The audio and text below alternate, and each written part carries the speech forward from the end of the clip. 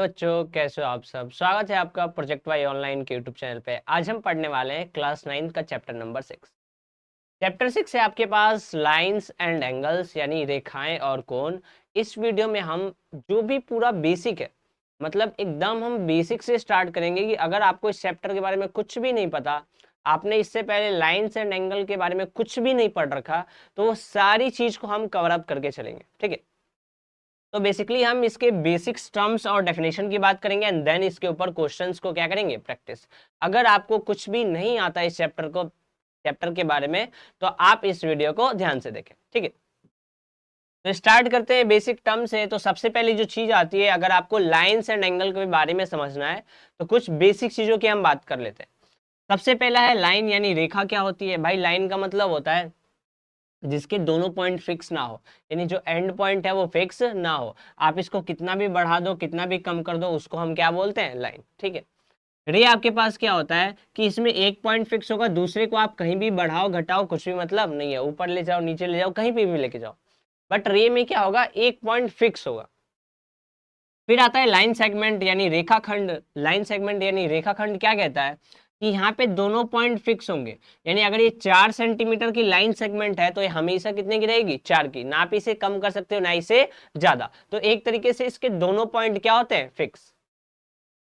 Then उसके बाद आता है आपके पास इंटरसेक्टिंग लाइन और पैरेलल लाइन। इंटरसेक्टिंग लाइन का मतलब क्या होता है कि मान लो आपके पास ये दो लाइन है, ये दो लाइन मैंने ड्रॉ करी। अब इसको जब मैं आगे एक्सटेंड करूंगा तो मुझे पता है जाके एक पॉइंट पे ये दोनों क्या करेंगे? कट। तो जब एक्सटेंड करने के बाद कोई लाइन कट करे, उस लाइन को हम क्या बोलते हैं? इंटरसेक्टिंग लाइन, यानी इसको हिंदी में कहते हैं प्रतिच्छेद रेखा। उसके बाद आता है पैरेलल लाइन, जिसे हम कहते हैं समांतर रेखा। समांतर रेखा क्या होती है कि वो लाइन जिसे आप, जैसे अगर कोई दो सीधी लाइन है तो आप आगे कितना भी एक्सटेंड कर लो वो कभी भी एक दूसरे को कट नहीं करती है। तो पैरेलल लाइन कभी भी एक दूसरे को इंटरसेक्ट नहीं करती है, उसी को हम क्या बोलते हैं? पैरेलल लाइन, जो इंटरसेक्ट ना करे। देन उसके बाद आता है आपके पास कोलिनियर और नॉन कोलिनियर। कोलिनियर का मतलब क्या होता है कि आपके पास ये लाइन है और इसी लाइन के ऊपर सारे पॉइंट है। अगर इसी के ऊपर सारे पॉइंट है तो उसको हम क्या बोलते हैं? Collinear point. नॉन कोलिनियर का मतलब कि जैसे मान लो ये लाइन है, लाइन सेगमेंट या फिर लाइन है आपके पास, और कोई एक पॉइंट बाहर है, तो जाहिर सी बात है बाहर होगा तो वो क्या बना देगा? ट्रायंगल। भाई अगर लाइन पे कोई पॉइंट नहीं है तो वहां से मैं ऐसे ड्रॉ करके क्या बना सकता हूँ? ट्रायंगल। तो नॉन कोलिनियर पॉइंट का मतलब जब सेम लाइन पे पॉइंट ना हो। जैसे दो पॉइंट, तीन पॉइंट बनाए मैंने, तो इस लाइन पे दोनों पॉइंट आ गए बट तीसरा वाला इस पे नहीं है, अलग है, तो जब मैं इसको ऐसे मिलाऊंगा तो हमेशा क्या बनेगा? ट्रायंगल। तो मैक्सिमम केस में, या फिर आप ऐसा समझो कि हमेशा नॉन कोलिनियर पॉइंट में हमेशा जो चीजें बनेंगी वो क्या बनेंगी? ट्रायंगल। ठीक है, तीन है तो। देन उसके बाद आता है एंगल आर्म वर्टेक्स। एक ही कंडीशन है, बस आपको अलग अलग पार्ट्स में समझना है। एंगल का मतलब क्या होता है कि कोई आपके पास वर्टेक्स है और उस वर्टेक्स से आपने दो लाइन रे लाइन सेगमेंट खींची, और ये दोनों आर्म्स के द्वारा, ये जो लाइन एक वर्टेक्स है, जो दो लाइनें गई हैं उनको हम बोलते हैं आर्म। ठीक है, तो इसके बीच का जो दो आर्म के बीच का पार्ट होता है उसी पार्ट को हम क्या बोलते हैं? एंगल यानी कोण।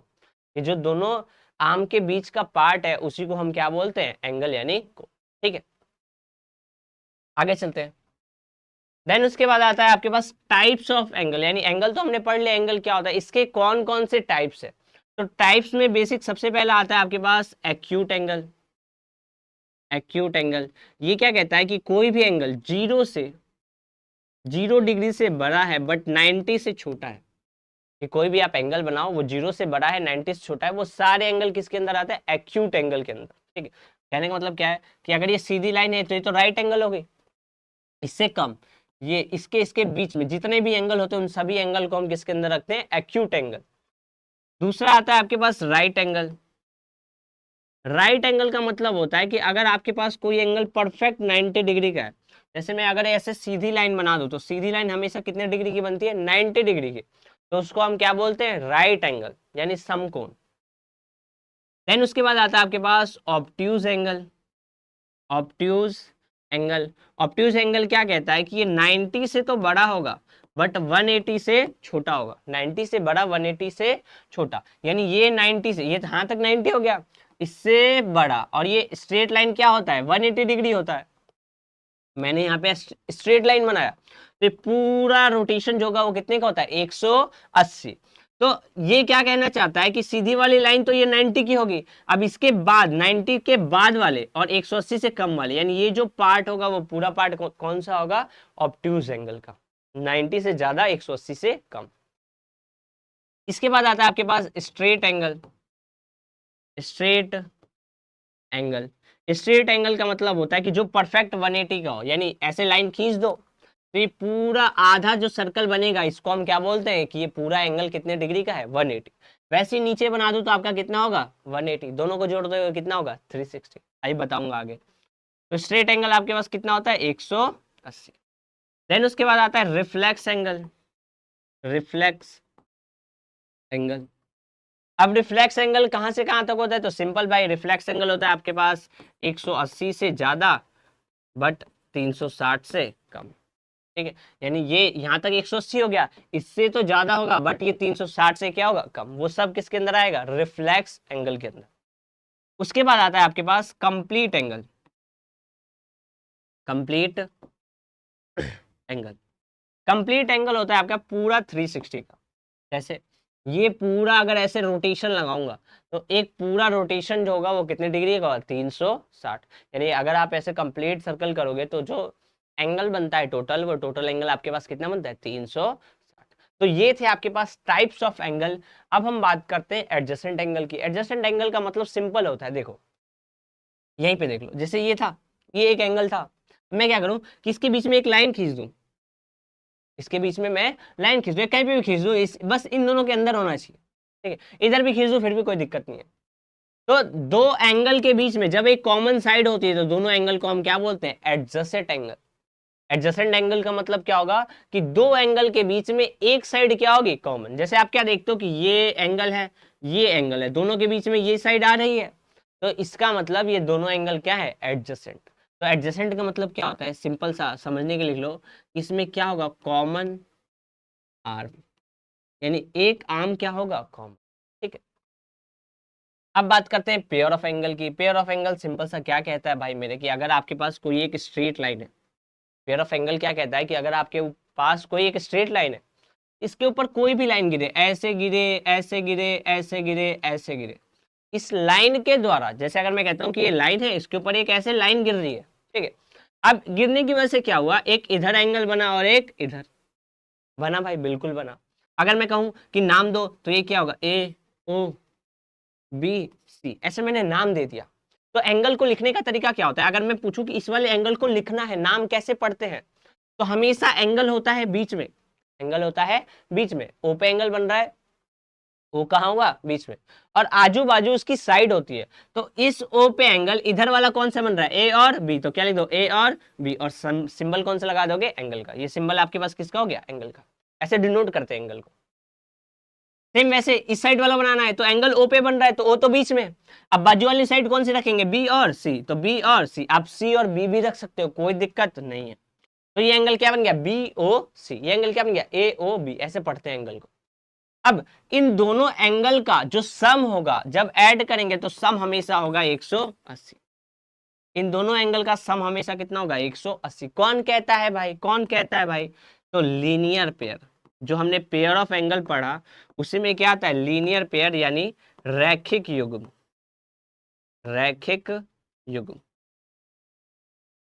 ठीक है, ये जो प्रॉपर्टी बताई मैंने, ये प्रॉपर्टी कौन कहता है, रैखिक युग्म, कि एक लाइन के ऊपर कोई भी दूसरी लाइन गिरती है, हमेशा दो एंगल का सम कितना होगा 180। इस चीज को आपको ध्यान में रखना है। ठीक है, और क्या था आपके पास, कॉम्प्लीमेंट्री या फिर सप्लीमेंट्री एंगल। अब कॉम्प्लीमेंट्री सप्लीमेंट्री बता दे रहा हूं भाई, अगर आप किसी दो एंगल को जोड़ो, दो एंगल को जोड़ो, अगर सम जो है वो 90 आ रहा है तो इसका मतलब दोनों एंगल क्या होंगे कॉम्प्लीमेंट्री। अगर मान लो दो एंगल को ऐड कर रहे हो और उसका सम कितना आ रहा है 180, तो उसको हम बोलते हैं सप्लीमेंट्री, सप्लीमेंट्री। इसको हम क्या बोलते हैं कॉम्प्लीमेंट्री। ठीक है, क्या कहा मैंने कि जैसे मान लो ये एंगल 40 है, ये एंगल 50 है, तो जाहिर सी बात है दोनों का ऐड करोगे तो 40 50 कितना होगा 90, तो ये दोनों एंगल कौन से एंगल है कॉम्प्लीमेंट्री एंगल। अब मैं यहाँ पे लिख दूं 140 और यहाँ पे लिख दूं 40, 140 में 40 जोड़ूंगा कितना आएगा 180। तो अब ये कौन सा एंगल हो गया सप्लीमेंट्री एंगल। बिल्कुल सिंपल चीज है, आपको याद रखना है कॉम्प्लीमेंट्री और सप्लीमेंट्री। देन उसके बाद क्या है वर्टिकली अपोजिट एंगल। भाई बहुत ज्यादा यूज होगा इसका, डेरिवेशन भी करेंगे तो आपको ये पता होना चाहिए। वर्टिकली अपोजिट एंगल क्या कहता है कि मान लो एक लाइन दूसरे को इंटरसेक्ट कर रही है। मैंने क्या कहा कि एक लाइन दूसरे को इंटरसेक्ट कर रही है, तो इंटरसेक्ट करने की वजह से अगर आप देखो ध्यान से तो चार एंगल बने, एंगल 1, एंगल 2, एंगल 3 और एंगल 4। टोटल यहाँ पे जो एंगल बन रहे हैं आपके पास वो एंगल कितने बन रहे हैं 4। तो वर्टिकली अपोजिट एंगल क्या कहता है कि जब भी एक लाइन दूसरे को कट करेगी तो आमने सामने वाला एंगल इक्वल होता है। इसके सामने ये है तो ये इक्वल, इसके सामने ये है तो ये क्या होगा इक्वल। क्या क्या मैंने कि एंगल 1 किसके इक्वल होगा एंगल 3 के, एंगल 2 किसके इक्वल होगा एंगल 4 के। वर्टिकली अपोजिट एंगल पूरे चैप्टर में जहां पर भी वर्टिकली अपोजिट एंगल आएगा हम यही लिखेंगे VOA। ठीक है, VOA का मतलब वर्टिकली अपोजिट एंगल। आगे चलते हैं। तो वर्टिकली अपोजिट एंगल का अभी हमने प्रॉपर्टी तो पढ़ ली, अब इसका थ्योरम जो है वो उसका प्रूफ भी कर लेते हैं। क्या कह रहा है कि दो लाइन अगर एक दूसरे को इंटरसेक्ट करे तो वर्टिकली अपोजिट इक्वल होगा। क्यों होगा भाई करके देखते हैं। ठीक है, क्यों होगा ध्यान से देखो। एक लाइन दूसरे को कट किया, नाम दे दो AOBPQ।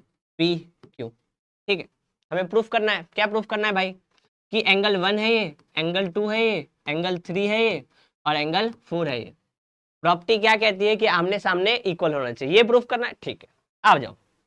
पहले मैं अगर कहूं AB साइड, AB लाइन, अगर मैं AB लाइन की बात करूं, ये लाइन AB, तो जब ये वाली लाइन गिरेगी तो क्या इसका सम 180 होगा। बिल्कुल होगा। कौन कहता है लीनियर पेयर कि लाइन के ऊपर कोई दूसरी लाइन गिर रही है तो दोनों एंगल का सम कितना होता है 180। तो यहाँ पे इससे क्या पता चला कि एंगल 1 प्लस एंगल 3 कितना होगा 180। कौन कहता है भाई मेरे, तो लीनियर पेयर, रैखिक क्यों कहता है, ये चीज तो हमें पता है। ठीक है, देन सेम अगर मैं बात करूं कि AB लाइन है, अब इस साइड देखो आप, इस साइड, तो क्या अब ये वाली लाइन इसके ऊपर गिर रही है, बिल्कुल गिर रही है। क्या दोनों का सम 180 होगा, बिल्कुल होगा, कोई सोचने वाली बात ही नहीं है। तो कहने का मतलब क्या है कि एंगल 2 प्लस एंगल 4 जो होगा आपके पास वो कितना होगा 180। इसमें भी सेम प्रॉपर्टी होगी भाई, लीनियर पेयर ही कहता है। अब आप क्या देख रहे हो कि इक्वेशन फर्स्ट और सेकंड में क्या दोनों तरफ राइट वाला सेम है, तो आप क्या कहोगे बिल्कुल सेम है भाई। अगर मैं कहता हूं कि दोनों तरफ राइट वाला सेम है तो आप क्या कहोगे बिल्कुल सेम है। सेम, आगे आ जाओ। एक और लाइन लेते हैं, जैसे मान लो अब मैं लाइन लेता हूं PQ। अब मैं कौन सा लाइन लेता हूं PQ, ये P और ये Q। तो क्या PQ के ऊपर एंगल 1 और एंगल 4 गिर रहा है, क्या PQ के ऊपर एंगल 1 और एंगल 4 गिर रहा है, बिल्कुल गिर रहा है भाई। तो क्या angle 1 plus angle 4 equal to 180 होगा, बिल्कुल होगा। सेम प्रॉपर्टी होगी इसमें भी, थर्ड इक्वेशन। इस साइड ले लिया हमने, अब इस साइड देखो क्या same angle 2 plus angle 3 equal to 180 होगा, बिल्कुल होगा भाई, सेम प्रॉपर्टी। ये इक्वेशन 4 बन गया है ना। मैंने क्या किया, एक बार ये लाइन लिया इधर इधर, एक बार ये लाइन लिया इधर इधर। ठीक है, अब प्रूफ करने के लिए सिंपल सा देखो, जिसमें जो सेम लग रहा है ना उसको इक्वल कर दो। जैसे आप यहाँ पे ध्यान से देखो तो इसमें 1 और 1 सेम है, इसमें 1 और 1 क्या है सेम। तो अगर मैं इक्वल करना चाहूं तो कर सकता हूं, क्यों, क्योंकि भाई दोनों तरफ राइट वाला क्या है सेम, तो लेफ्ट वाला क्या होगा सेम।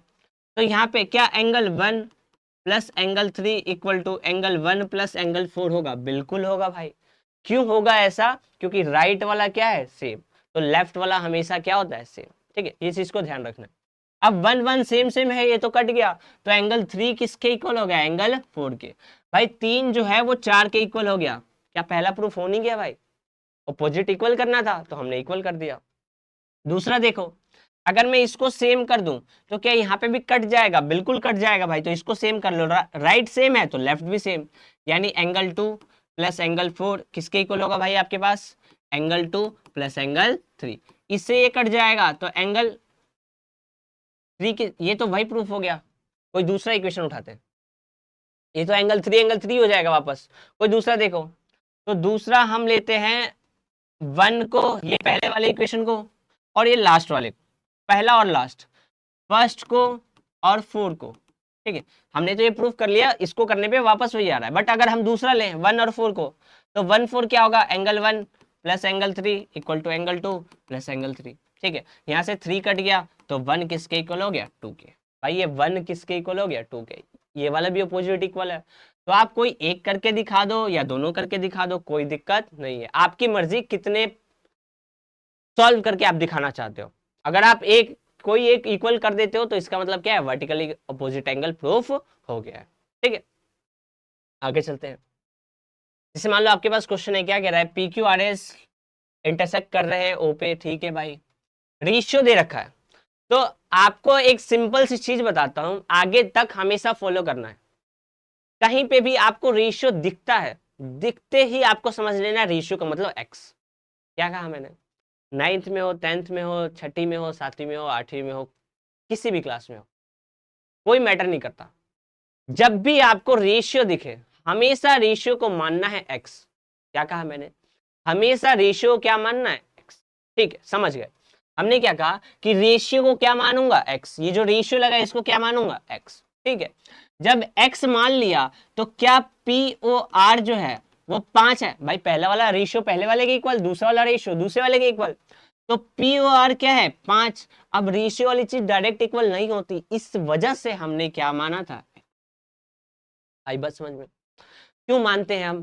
पहले तो मैंने आपसे क्या कहा कि कहीं पे भी रेशियो दिखे तो एक्स मान लो, आपने मान लिया। अब क्यों मानते हैं, क्यों मानते हैं, क्योंकि ये वैल्यू इक्वल कर सकूं, इस वजह से हम क्या मानते हैं, एक्स। एक वेरिएबल रखना पड़ता है, इस वजह से हम क्या मानते हैं, एक्स। तो मान के मैंने लिख दिया। सेम वैसे ही आर ओ क्यू दूसरा है, आर ओ क्यू दूसरा है, तो R O Q equal to क्या हो जाएगा, 7x। आई बात समझ में, बिल्कुल सिंपल सा कॉन्सेप्ट है, रेशियो दिखा एक्स, रेशियो दिखा एक्स, रेशियो दिखा एक्स, बस इतना याद रखना। अब देखो पी ओ आर कहाँ है भाई, पी ओ आर ये वाला एंगल, ठीक है। R O Q, R O Q ये वाला एंगल। भाई एक सिंपल चीज बताओ, क्या ये सिंगल लाइन पे दो एंगल बन रहे हैं, बिल्कुल बन रहे हैं। क्या दोनों का सम 180 होगा, बिल्कुल होगा। तो आप लिख दोगे यहाँ पे P O R plus angle R O Q equal to 180। मैं कहूँ ये कौन कहता है भाई तुमसे, तो सिंपल सा तुम क्या कहोगे, लीनियर पेयर, कि एक लाइन पे सभी एंगल का सम कितना होगा, 180। कौन कहता है, लीनियर पेयर। अब यहाँ पे आप वैल्यू पुट कर दो, क्या बन जाएगा, 5x plus 7x equal to में 180। 7 5 कितना होगा, 12x इक्वल टू 180। मल्टीप्लाई से डिवाइड में भेज दो, 180 बट्टे 12 कितनी बार में जाएगा भाई ये, 1 15। तो x की वैल्यू कितनी आ गई, 15। अब यहाँ पे आपके पास क्या है, x। यहाँ पे आपके पास क्या है, x। आपको एंगल बताना था, तो एंगल निकाल लो। पी ओ आर कितना है आपके पास, पी ओ आर कितना है आपके पास, 5x, यानी 5 इंटू एक्स की वैल्यू कितनी है, 15। 15, तो मल्टीप्लाई कर लो इसको आप, पी ओ आर क्या हो जाएगा, 75। अगला R O Q, R O Q क्या है, 7x, यानी 7 इंटू 15 क्या हो जाएगा आपके पास, 100। ठीक है, दोनों एंगल पता चल गया। आगे चलते हैं। ये वाला क्वेश्चन देखो, क्या कह रहा है कि ray O S stands on line P O Q, ray O R and ray O T R angle bisector. Angle bisector, angle bisector नई चीज मिली, एंगल बाइसेक्टर। एंगल बाइसेक्टर का मतलब होता है कि वो लाइन, ये वो लाइन जो एंगल को दो बराबर भागों में बांटे। कि अगर मैं कहता हूँ ये 30 है आपके पास, तो ये भी कितना होगा आपके पास, 30। इसको हम क्या बोलते हैं, एंगल बाइसेक्टर। जैसे पेन है, मैं कहता हूँ कि मैं इसको एंगल बाइसेक्ट कर रहा हूँ, साइड बाइसेक्ट कर रहा हूँ, लाइन बाइसेक्ट कर रहा हूँ, तो उसको दो बराबर भागों में बांट रहा हूँ। बाइसेक्ट का मतलब दो बराबर भागों में बांटना। ठीक है, तो एंगल बाइसेक्टर है, यानी ये वाला इसके इक्वल है। ऐसे अलग रखते हैं थोड़ा, ये वाला आपके पास इसके इक्वल है, ठीक।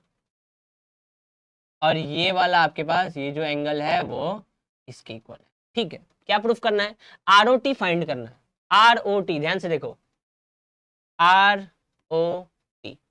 ठीक है, अगर मैं आपसे पूछूं कि क्या, अगर ये पी ओ एस लाइन को लूं, ऐसे देखो, क्वेश्चन करना है, ध्यान से देखो। मैं क्या कहता हूं कि अगर मैं ये वाली लाइन कंसीडर करूं, ये ओ एस वाली लाइन दिख रही है, ये ओ एस वाली लाइन, तो यहां से दो भागों में बट रहा है, यहां से एंगल दो भागों में बट रहा है। यहाँ से जो पूरा पार्ट है इसको मैं कंसिडर करूं तो दो भागों में बट रहा है, एक इधर और एक इधर। तो क्या मैं यहाँ पे लिख सकता हूं कि angle P O S plus ये वाला P O S plus angle QOS equal to 180 degree. Simple सी चीज बताओ, QOS क्या इस आधे का और इस आधे का सम 180 होगा? बिल्कुल होगा। कौन कहता है आपके पास? लीनियर पेयर भाई मेरे, लीनियर पेयर। ठीक है, अब आगे ध्यान से देखो। क्या क्या इस पूरे एंगल को, जब बाइसेक्टर है तो क्या इस पूरे एंगल को लिख सकता हूं POR प्लस ROS? बताओ सिंपल सी। क्या मैं यहां पे लिख सकता हूं POR प्लस ROS? क्यों लिख सकता हूं भाई? कि पूरा एंगल इस साइड वाला, क्या कहना चाहता हूं मैं, ये जो पूरा एंगल है इस साइड वाला, वो इससे और इससे मिलके बना है। तो इसको मैं क्या लिख दूंगा यहाँ पे, इस चीज को क्या लिख दूंगा मैं, ये जो POS है उसको क्या लिख दूंगा मैं, angle POR plus angle RO लिख सकता हूं, बिल्कुल लिख सकता हूं। इधर आ जाओ, इस साइड से SOQ को दो भागों में लिख सकता हूं, TOQ और SOT। क्या लिख सकता हूं? Angle TOQ plus angle SO equal to में कितना आपके पास 180। ठीक है, ठीक है। अब ध्यान से देखो, क्या POR ROS के इक्वल है? क्या POR ROS के इक्वल है? देखो मैंने पहले ही रेड से बताया था तुम्हें कि दोनों एंगल इक्वल है।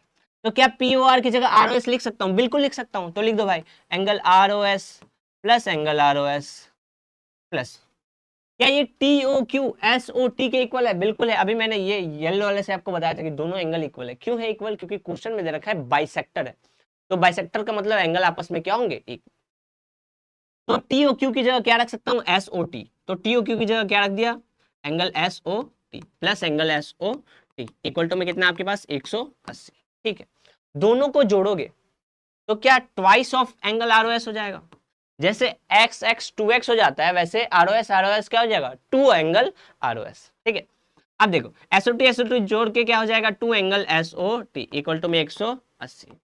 क्या दो कॉमन आ रहा है मेरे भाई? बिल्कुल आ रहा है, ले लो भाई। क्या बचा अंदर? ROS plus angle SOT equal to में 180। अब आप ध्यान से देखो, क्या ROS, ये ROS और SOT क्या पूरा एंगल नहीं बन रहा? इसको मिला के ये पूरा एंगल नहीं बन रहा? क्या कहा मैंने? ध्यान से देखो, क्या ये वाला एंगल और ये वाला एंगल मिला के ये पूरा एंगल बन रहा है? बिल्कुल बन रहा है। तो इन दोनों को जोड़ के मैंने क्या, इन दोनों को जोड़ के मैं क्या लिख दूंगा? एंगल ROT इक्वल टू 180/2, इससे क्या ना, तो एंगल ROT आपके पास कितना आ गया? 90। ROT फाइंड करना है, ROT फाइंड करना है, ROT कितना आ गया आपके पास? 90। खत्म कहानी। तो इस छोटे से कॉन्सेप्ट को आपको समझना था कि इस चीज को सॉल्व कैसे करेंगे। ठीक है, पूरा पार्ट मैंने बता दिया, आप इसको प्रैक्टिस कर लेना। नेक्स्ट देखो, फिगर में क्या कह रहा है? 4 रेज है, प्रूफ करना है, इन सब का सम है 360। ठीक है, सभी एंगल का सम 360, POS SOR ROQ और POQ सबका सम। ठीक है, तो आप ध्यान से देखो यहाँ पे कि एक स्ट्रेट लाइन नहीं है, तो मैं ऐसे इमेजिनरी लाइन ड्रॉ करके और इसको नाम देता हूँ X। ठीक है, एक स्ट्रेट लाइन बना ली मैंने। अब स्ट्रेट लाइन बनाने के बाद, स्ट्रेट लाइन बनाने के बाद एक सिंपल चीज बताओ, अगर मैं यहाँ पे लिखूं angle POX plus angle POQ equal to 180, तो भाई मेरे किसी को कोई दिक्कत होगा? बिल्कुल नहीं होगा यार। क्यों नहीं होगा? कि मैंने स्ट्रेट लाइन बनाई और स्ट्रेट लाइन में दोनों का सम कितना होता है? 180। कौन कहता है भाई? रीजन आपको खुद लिखना है। मैं सिर्फ लिखता हूँ, LP लिख दे रहा हूँ, लीनियर पेयर, शॉर्ट फॉर्म करते हैं थोड़ा। वैसे इस साइड आ जाओ, तो इस साइड आपके पास क्या है कि 3 एंगल बन रहे हैं, तो स्ट्रेट एंगल पे कितने भी एंगल बने सबका सम कितना होगा? 180। तो कैसे लिख सकता हूं कि angle XOS plus angle SOR plus angle ROQ सबका सम कितना होता है? 180। ठीक है, बिल्कुल ठीक है। इसे बना दूं एक इक्वेशन फर्स्ट, इसे बना दूं इक्वेशन सेकंड। आपको इक्वल टू में 360 चाहिए, तो जब भी एक ट्रिक बताता हूं क्वेश्चन समझने का, जब भी आपको इक्वल टू में कुछ एंगल लाना हो हमेशा ऐड करते हैं। क्या कहा मैंने? जब भी इक्वल टू में एंगल लाना हो हमेशा क्या करेंगे? ऐड। जब भी इक्वल टू में एंगल प्रूफ करना हो हमेशा उस इक्वेशन को कॉमन लेंगे, यानी आपस में इक्वल कर देंगे।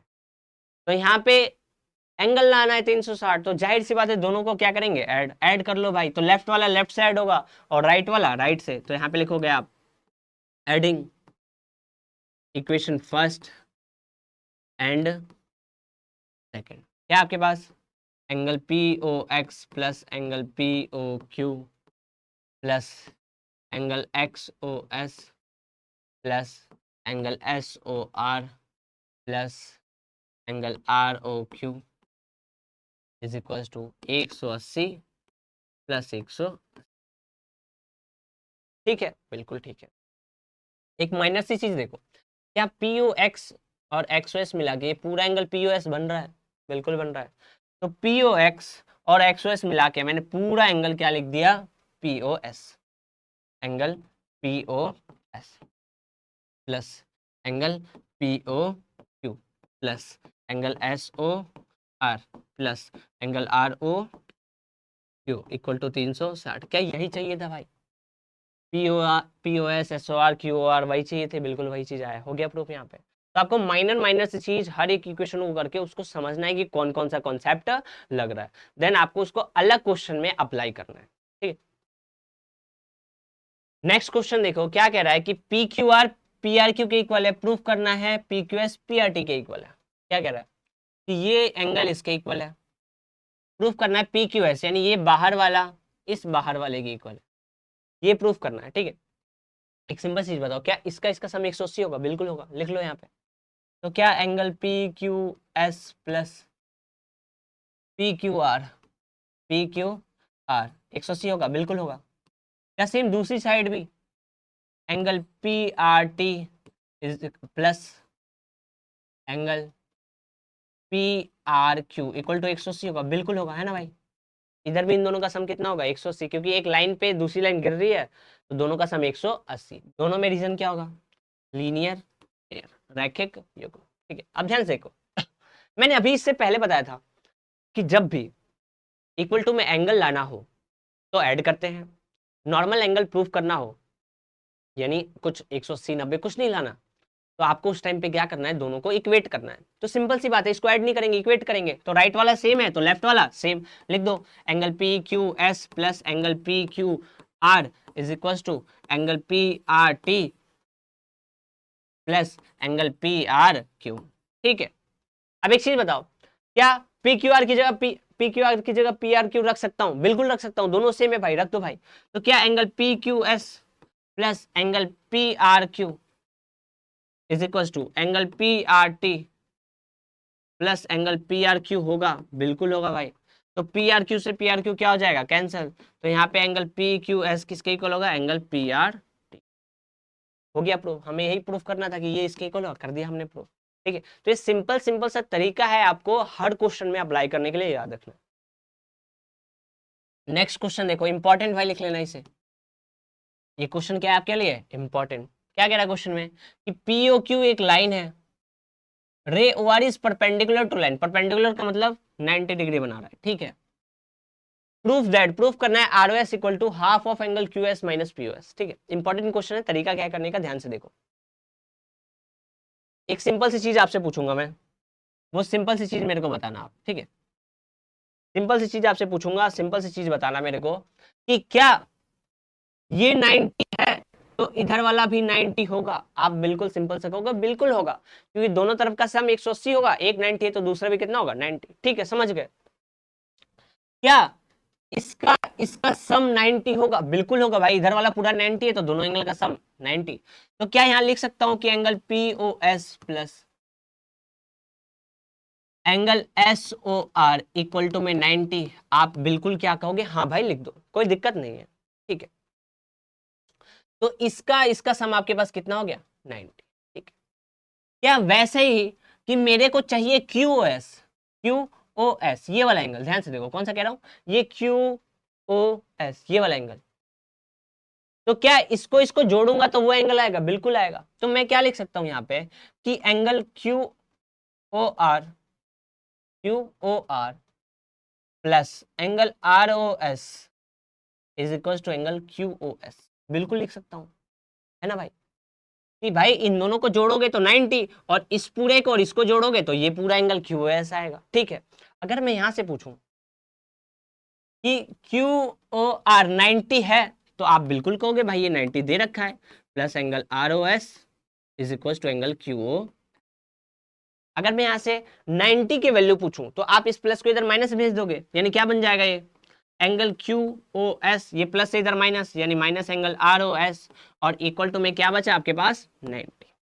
आप इस इक्वेशन को देखो और इस इक्वेशन को देखो और आप बताओ इसको मैं ऐड करूं या हटाऊं। बिल्कुल हटाएंगे, क्यों हटाएंगे, क्योंकि हमें इक्वल टू में कोई भी वैल्यू नहीं दी है, 90 डिग्री निकालो 180 डिग्री निकालो, तो इक्वेट करेंगे। तो राइट वाला सेम तो लेफ्ट वाला सेम, तो यहाँ पे क्या होगा, यहाँ पे क्या होगा कि एंगल पीओएस किसके इक्वल हो, प्लस एंगल एसओआर लिखो या फिर आरओएस, कोई दिक्कत है या नहीं ये बताओ। अगर मैं एसओआर लिखूं या आरओएस, कोई दिक्कत है या नहीं, बिल्कुल नहीं है। तो इसको आरओएस ही लिखते हैं ताकि प्रूफ में इजी रहे, आरओएस ही लिखते हैं ताकि दोनों तरफ अच्छे से समझ में आए। Plus angle R O S equal to में क्या आपके पास इधर क्यूओएस माइनस एंगल आरओएस। इतना आया समझ में, ठीक है। अब आप क्या करो, इस प्लस को इधर भेज दो माइनस और इस प्लस को इधर भेज दो माइनस, ठीक है। इस प्लस को इधर माइनस और इस प्लस को इधर माइनस, या तो आप इसको इधर भेज दो, इसको इधर भेजते हैं, इसको इधर भेजते हैं। तो angle R O S plus angle R O S is equal to angle Q O S, ये प्लस से इधर आ गया माइनस। भाई आर ओ एस क्या होगा, 2 angle R O S is equal to angle Q O S minus angle P O S. भाई multiply से divide, यानी एंगल आर ओ एस की वैल्यू क्या होगी भाई, तो half angle Q O S minus angle. Important question है, बहुत ज्यादा इंपॉर्टेंट है, आपको ये क्वेश्चन आना चाहिए। मैक्सिमम चांसेस होते हैं इसके पेपर में आने के। आपको अगर डायग्राम नहीं पता तो आपको डायग्राम बनाने भी आना चाहिए इसका। भाई पेपर में बहुत बार डायग्राम नहीं देता, तो इस क्वेश्चन का आपको डायग्राम भी बनाने आना चाहिए। और ये पूरा तरीका है करने का, आपको सिंपल सिंपल सॉल्व करना है, प्रैक्टिस करना है, और आपको सारे क्वेश्चन में जरूर एक ना एक हिंट मिलता रहेगा कि कैसे कैसे आगे करना है। आप जितना इसके क्वेश्चन को प्रैक्टिस करोगे, एनसीईआरटी ही प्रैक्टिस करोगे, तो आपको न्यू न्यू पॉइंट मिलेंगे, उसको आप किसी भी क्वेश्चन में अप्लाई कर सकते हो। इस वीडियो में बस इतना ही, मिलते हैं नेक्स्ट वीडियो में जिसमें हम नेक्स्ट पार्ट की बात करेंगे।